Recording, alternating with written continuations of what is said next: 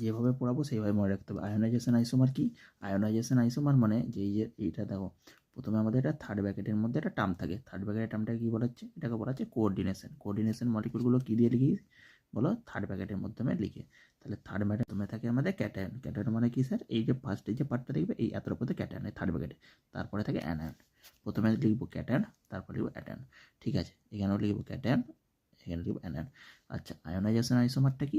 দেখো, এখানে আমি কোবাল নিয়েছি। কোবালে আমি কি NH3 5টা নিয়েছি, Br একটা নিয়েছি।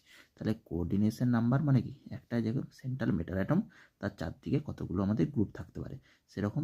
এখানে দেখো, এটা সেন্ট্রাল মেটাল অ্যাটম, এই যে কোবাল মনে করো একটা সেন্ট্রাল মেটাল অ্যাটম, তার চারদিকে এরকম চারদিকে চারদিকে চারদিকে যদি করি, তাহলে এবার এটা 5টা, এখানে একটা 6টা গ্রুপ আছে, মানে কোঅর্ডিনেশন নাম্বার 6। ঠিক আছে, এবার আমি যে এই কম্পাউন্ড ধরে মনে রাখতে হয়, এখানে এক্সাম্পল আসলে এই দুটোর মধ্যে আসবে NH3 5 Br SO4 বা এই টাইপের একটা আসলো, তোমাকে বললো এটা কি। এই যে দেখতে পাচ্ছ যে বাইরের যে SO4টা থাকবে, এই দুটো মলিকুলার ফর্মুলা কিন্তু সেম হবে। আয়োনাইজেশন আইসোমার কাকে বলে? এই দুটোর মলিকুলার আর ইয়ে কিন্তু সেম হবে ফর্মুলা। কীভাবে মলিকুলার ফর্মুলা? দেখো, একই এলিমেন্ট আছে, CO আছে, NH3 আছে, Br আছে, SO5 আছে। যতগুলো NH3 5 আছে, NH3 5 Br আছে একটা, SO4 এক। তাহলে মলিকুলার ফর্মুলা হলো এক। কিন্তু এখানে পার্থক্য কোথায়? একবার দেখো, SO4টাকে আমি বাইরে নিয়েছি, একবার SO4টাকে ঢুকে Brটাকে বাইরে নিয়েছি।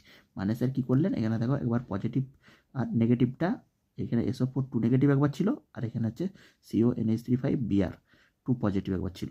ঠিক আছে, 2 পজিটিভ ছিল।